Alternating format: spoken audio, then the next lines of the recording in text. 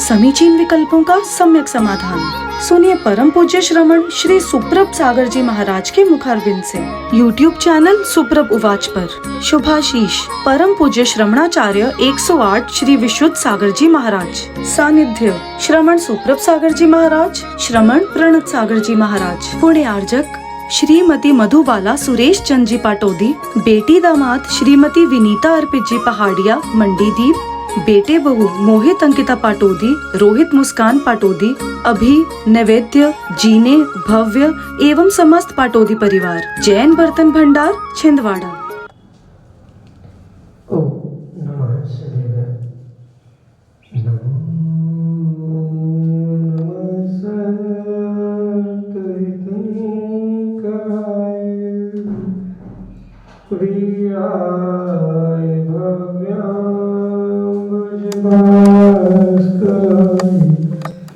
अनंत लोकाय सुरार्चिताय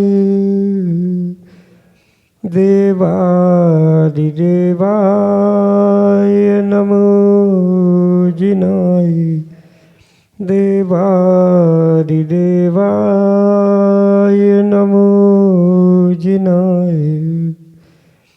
पंच परमेष्टि भगवान की परम पूज्य आचार्य भगवंत गुरुवर विशुद्ध सागर जी मुनि महाराज की, परम पूज्य मुनि श्री सुप्रभ सागर जी महाराज की, परम पूज्य मुनि श्री आचरण सागर जी महाराज की।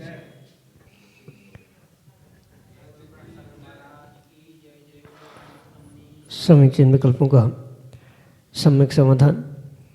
सम्यक ज्ञान की वह अनूठी विधा जिसके माध्यम से हम सभी अपने मन के उन विकल्पों का सम्यक रूप से समाधान प्राप्त करते हैं जो विकल्प हमारे अंतरंग को एक सांसारिक कारण संक्लिष्टता की ओर ले जाने वाले होते हैं, क्योंकि जहाँ संक्लिष्टता है वहाँ दुख है और दुख का नाम ही संसार है, और वह संक्लिष्टता उन विकल्पों के कारण ही उत्पन्न होती है। लेकिन जो विकल्प हमारे संक्लिष्टता के कारण हैं, यदि उनको समीचीनता प्राप्त होती है और उनका सम्यक रूप से समाधान किसी निर्गुण के रूप से जब प्राप्त होता है तो निश्चित ही वे विकल्प हमारे लिए विशुद्धि का साधन बन जाते हैं, क्योंकि विशुद्धि ही आत्मकल्याण के लिए परम उपाय है। परम पूज्य आचार्य भगवंत गुरुवर विशुद्ध सागर जी महाराज के मंगल सुभाषिष से परम पूज्य मुनि श्री सुप्रभ सागर जी महाराज द्वारा वह आत्मशुद्धि की प्राप्ति की अनूठी विधा समीचीन विकल्पों का सम्यक समाधान हमें प्रदान किया गया है। आप सभी अपने समीचीन विकल्प भेजने का पुरुषार्थ करें और परम पूज्य मुनि से उसका सम्यक समाधान प्राप्त करें। प्रारंभ करते हैं आज का सम्यक समाधान। और आज के पहले विकल्प के लिए आष्टा मध्य प्रदेश से डॉक्टर मगन जैन, श्रीमती चंदा जैन महाराज के चरणों में बारंबार नमोस्तु करते हुए अपना समीचीन प्रश्न कर रहे हैं कि महाराज जी, विग्रह गति में जीव का लक्षण उपयोग को किस प्रकार घटित किया जा सकता है? दर्शन उपयोग, ज्ञान उपयोग नौकर्म के अभाव में कैसे घटित होता है? कृपया हमारे समीचीन विकल्प का सम्यक समाधान करने की अनुकंपा करें। नमोस्तु महाराज जी, नमोस्तु। ओम नमः सिद्धम। परम पूज्य आचार्य भगवान गुरुवर विशुद्ध सागर जी महाराज जी की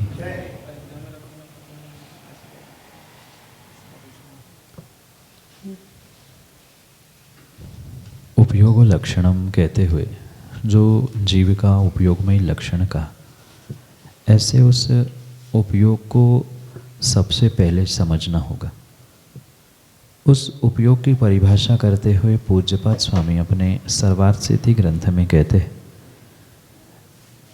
उभय निमित्तवशात चैतन्य अनुविधायी परिणामः उपयोग, यानी अंतरंग बहिरंग निमित्तों के द्वारा जो चैतन्य का जीव द्रव्य का अनुविधायी परिणाम है, जो जीव के चैतन्य के अभाव में कहीं नहीं होता, उसे ही उपयोग के रूप में स्वीकार किया जाता है।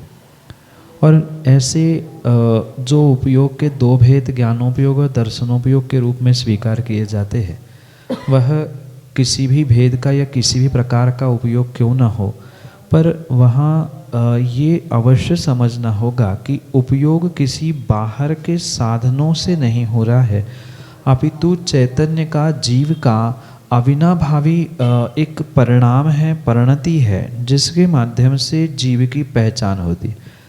अगर ये माना जाए कि विग्रह गति में जीव के पास उपयोग नहीं है, नौ कर्म के नहीं होने के कारण से, शरीर आदि नहीं होने के कारण से, तो फिर क्या विग्रह गति में जीव नहीं बचेगा?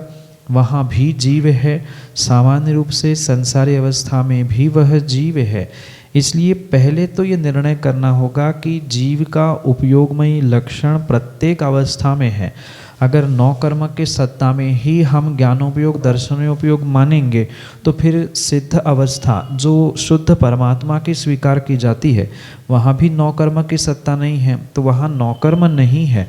तो नौ कर्म नहीं है तो उपयोग नहीं है, या नौ कर्म होने पर ही उपयोग होता है, ऐसा अविनाभाव संबंध नहीं है। अपितु जीव का चैतन्य गुण के निमित्त से होने वाले जो परिणाम है उसे ही उपयोग कहा है। वह ज्ञानोपयोग हो चाहे दर्शनोपयोग हो, उपयोग किसी भी भेद प्रभेद का क्यों न हो, पर वह पूर्ण रूप से चैतन्य के ही निमित्त से है। चैतन्य ही उसके लिए साधकतम साधन है, अन्य कोई भी साधन नहीं है। परिभाषा में जरूर अंतरंग बहिरंग निमित्त की बात कही है, पर अंतरंग बहिरंग निमित्त में नौकर्म के निमित्त से ही या नौकर्म से ही जीव का उपयोग बनता है, ऐसा किसी भी प्रकार से सिद्ध नहीं होता। इसलिए ध्यान रखें कि उपयोग जीव के अंतरंग चैतन्य के परिणाम है, जिसके लिए कथनचित बहिरंग निमित्त भी और अंतरंग निमित्त भी चाहिए होते हैं। अंतरंग निमित्त में चैतन्य का स्वयं का चैतन्य रूप जो परिणमन है वह हुआ, और बहिरंग रूप से उसके कर्म भी उसके लिए निमित्त बनते। नौ कर्म ही चाहिए, आवश्यक नहीं है, क्योंकि विग्रहगत कर्म योगा, विग्रह गति में कर्म योग होता है, और उन कर्मों के निमित्त से, योग के निमित्त से जो बहिरंग निमित्त उपयोग के लिए चाहिए वह अपने आप वहाँ मिल जाता है। इस कारण से अंतरंग बहिरंग दोनों निमित्तों से जो चैतन्य का अनुविधायी परिणाम था वह उपयोग हमें नौ कर्म के अभाव में भी स्वीकार करना होगा। अगर विग्रह गति में नौ कर्म के कारण से उसमें हमें विकल्प हो रहा है या उपयोग नहीं बन सकता ऐसा समझ में आ रहा है, तो सिद्धों का भी किसी प्रकार से उपयोग घटित नहीं होगा, वे भी उपयोग से रहित होंगे। और जो वस्तु उपयोग से रहित है, ज्ञानोपयोग दर्शनोपयोग से, वह जड़ हो जाएगी, जीव नहीं बचेगी। विग्रह गति में भी जीव है, सिद्धावस्था में भी जीव है। इसलिए इस अनुमान और तर्क आदि प्रमाणों से पूर्ण रूप से उसे उसी प्रकार से, यानी उपयोग चैतन्य का ही अनुविधायी परिणाम है, इसी प्रकार से उसे समझे। कर्म नौ कर्म के कारण उपयोग नहीं, अपितु आत्मा के स्वयं के परिणाम और चैतन्य के परिणमन से ही होने वाला उपयोग होता है। यही आपके लिए सम्यक समाधान। संभव जैन घुआरा मध्य प्रदेश से महाराज जी के चरणों में बारंबार नमस्ते करते हुए अपना समीचीन प्रश्न रहे हैं कि महाराज जी, घर के बाहर बार बार बिल्ली का रोना क्या कोई अशुभ संकेत है? हमारे समीचीन विकल्प का सम्यक समाधान करने की कृपा करें। नमोस्तु महाराज जी, नमोस्तु। हाँ, कुत्ता बिल्ली आदि जानवरों का रोना अपने आप में एक अपशकुन के रूप में ही स्वीकार किया जाता है। और मात्र कुत्ता बिल्ली का ही नहीं, अभी तो अन्य भी ऐसे बहुत सारे तिर्यंच प्राणियों के रोने आदि के निमित्त से उस घटनाक्रम को शकुन अपशकुन के रूप में स्वीकार किया जाता है। इसके साथ में कितने बजे कितने समय पर उसका रोना प्रतिदिन प्रारंभ हो रहा है, उस पर भी उसका प्रभाव कम अधिक रूप से स्वीकार किया जाता है। सुबह की पहली बेला में पहले मुहूर्त में अगर कुत्ता बिल्ली या कोई रोते हुए मिले तो वह बहुत बड़ा अपशकुन स्वीकार किया जाता है। उस दिन या आने वाले दिनों में कुछ ना कुछ बहुत बड़ी आपदा विपदा घर परिवार या सुनने वाले व्यक्ति पर आने की बिल्कुल संभावना है। इसलिए अगर लगातार कुछ दिनों से घर के सामने, घर में आसपास कहीं आपको प्रतिदिन बिल्ली कुत्ते आदि के रोने की आवाज़ आ रही है, तो पक्का माने कुछ ना कुछ बहुत बड़ा विकल्प या बहुत बड़ी दुर्घटना होने की संभावना है। ये मात्र सूचना है, सूचक है, अभी कुछ नहीं बिगड़ा। अभी भी आप सच्चे देवशास्त्र गुरु के श्रद्धान के साथ भक्ति पूर्वक कुछ शांति अनुष्ठान, शांति कर्म करने की आवश्यकता है। जैसे शांति मंत्र की जाप है, शांति विधान है, आदि आदि करने से भी इन अशुभ घटनाओं का क्रम या अशुभ घटनाओं में बदलाव करने की पूरी संभावना है।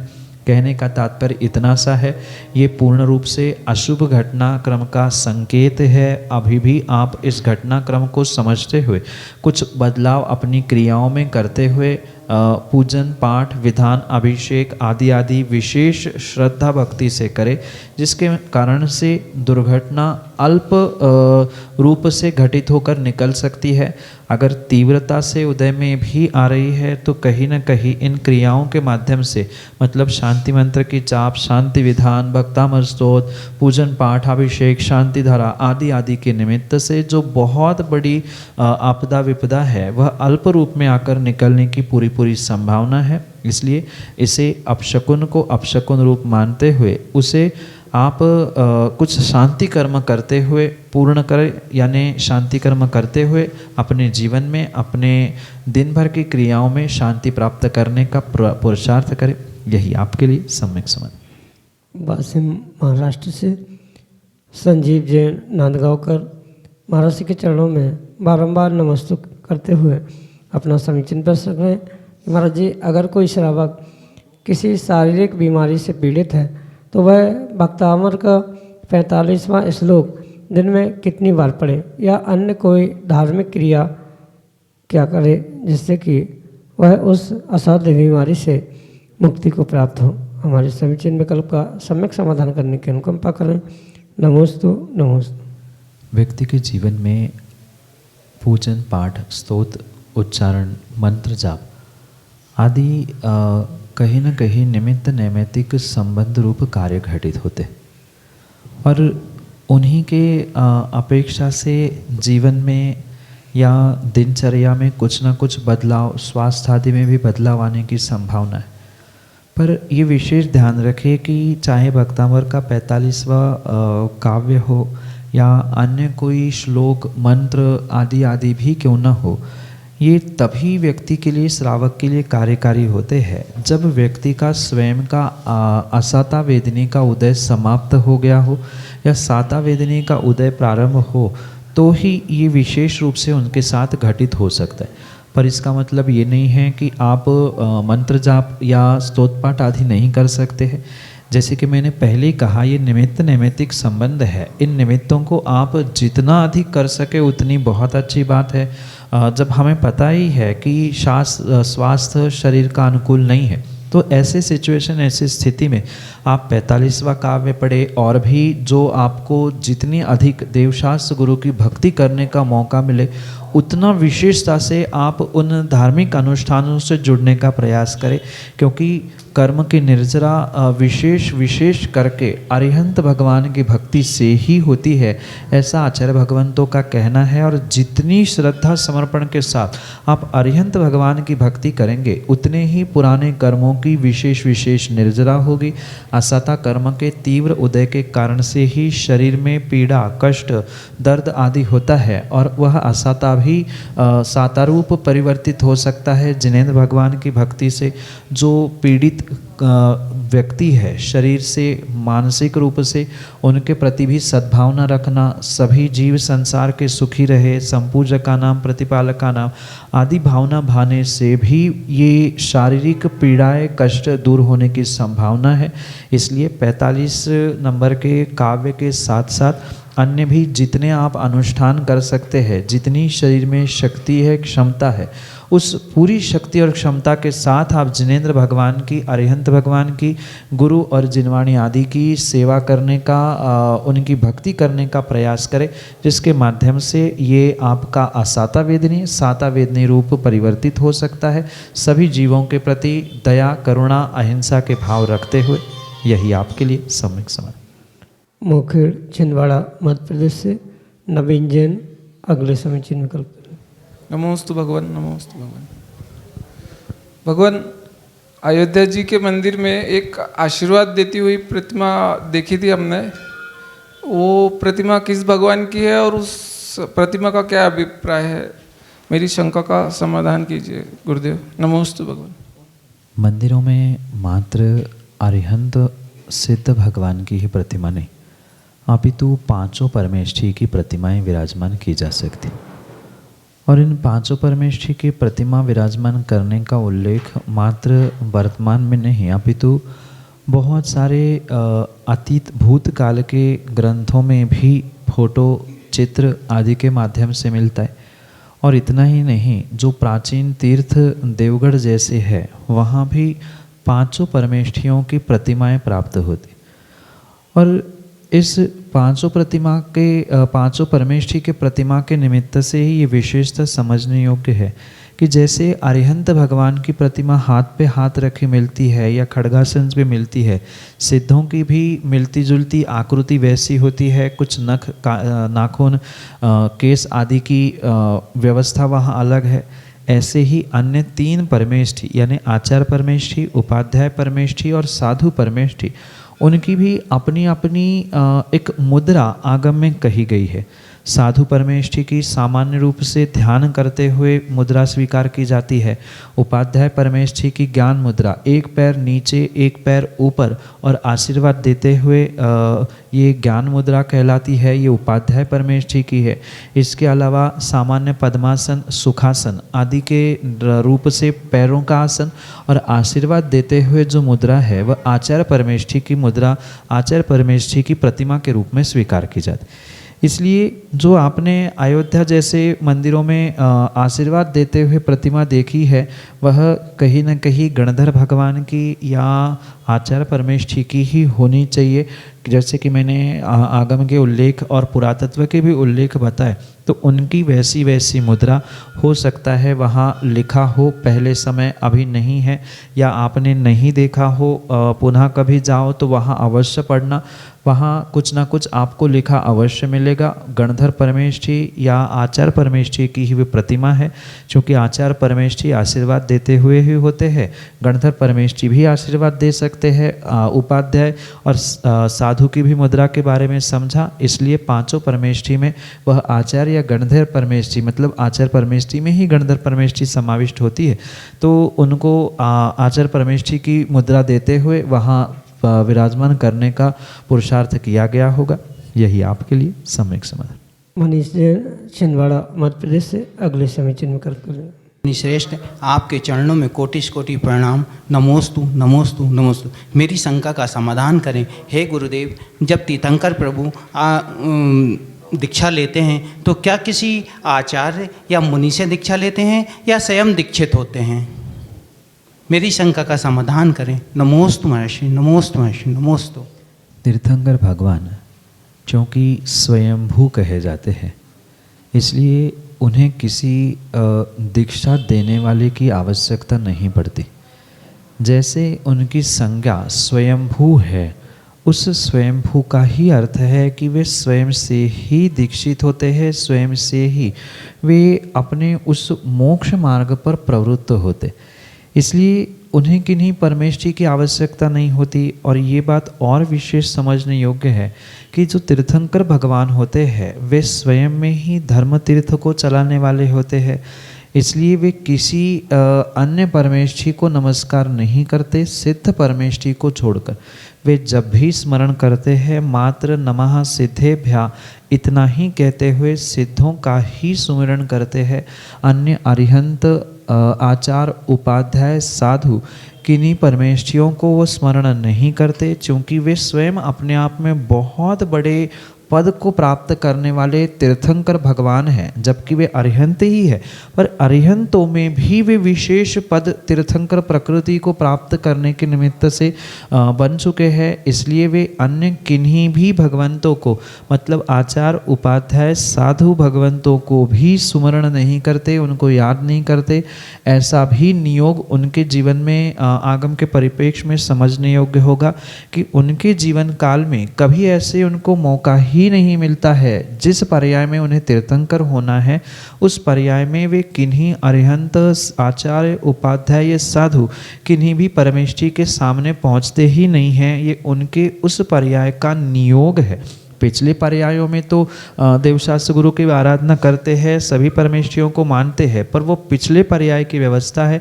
जिस पर्याय में उन्हें तीर्थंकर बनना है उस पर्याय में वे किसी भी प्रकार से अन्य किन्हीं परमेष्ठी को याद भी नहीं करते। जैसे कहा जाता है कि पारसनाथ भगवान ने नाग नागिन को नमोकार सुनाया, नमोकार नहीं सुनाया, वहाँ उन्होंने जाति स्मरण हो या उनको धर्म के संस्कार हो इसलिए धर्म मार्ग बताया, धर्म क्या है बताया, पर नमोकार का उच्चारण वे करते ही नहीं है। वे ओम भी नहीं कहते क्योंकि ओम पंचपरमेष्ठी वाचक कहा जाता है। वे मात्र नमः सिद्धेभ्य कहते हुए ही केसलोच आदि अपनी क्रियाओं को शुभ मंगल करने का प्रयास करते हैं, इसलिए उनको कोई दीक्षा देने वाले की आवश्यकता नहीं है। वे स्वयं ही दीक्षित होते हैं, स्वयं ही स्मरण करते हैं सिद्धों को साक्षी मानते हुए ही वे अपने प्रत्येक क्रियाओं को प्रारंभ करते हैं। चाहे उनका केसलोच हो, दीक्षा आदि लेना क्यों ना हो, ये भी प्रश्न मन में आ सकता है।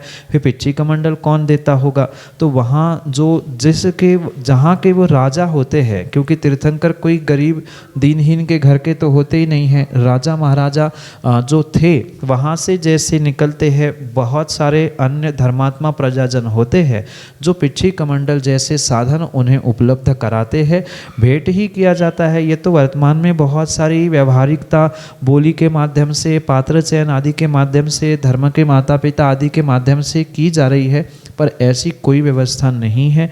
वे सिद्धों को ही साक्षी मानते हुए, क्योंकि वे स्वयंभू होते हैं, स्वयं ही प्रतिबुद्ध होते हैं, इसलिए किसी दूसरे निमित्तों के अधीन उनकी दीक्षा, उनका कोई कार्य नहीं होता। वे सिद्धों को ही परोक्ष रूप से अपना गुरु मानते हुए साक्षात स्वयं दीक्षित होते हैं और अपने आप उनकी पुण्य और नियोग की व्यवस्था से सब व्यवस्थाएं सहज हो जाती है। यही आपके लिए सम्यक समाधान। समीचीन विकल्पों का सम्यक समाधान सुनिए परम पूज्य श्रमण श्री सुप्रभ सागर जी महाराज के मुखारविंद से। YouTube चैनल सुप्रभ उवाच पर शुभाशीष परम पूज्य श्रमणाचार्य 108 श्री विशुद्ध सागर जी महाराज। सानिध्य श्रमण सुप्रभ सागर जी महाराज, श्रमण प्रणत सागर जी महाराज। पुण्य आर्जक श्रीमती मधुबाला सुरेश चंद जी पाटोदी, बेटी दामाद श्रीमती विनीता अर्पित जी पहाड़िया मंडीदीप, बेटे बहू मोहित अंकिता पाटोदी, रोहित मुस्कान पाटोदी, अभी नैवेद्य जीने भव्य एवं समस्त पाटोदी परिवार। जैन बर्तन भंडार छिंदवाड़ा।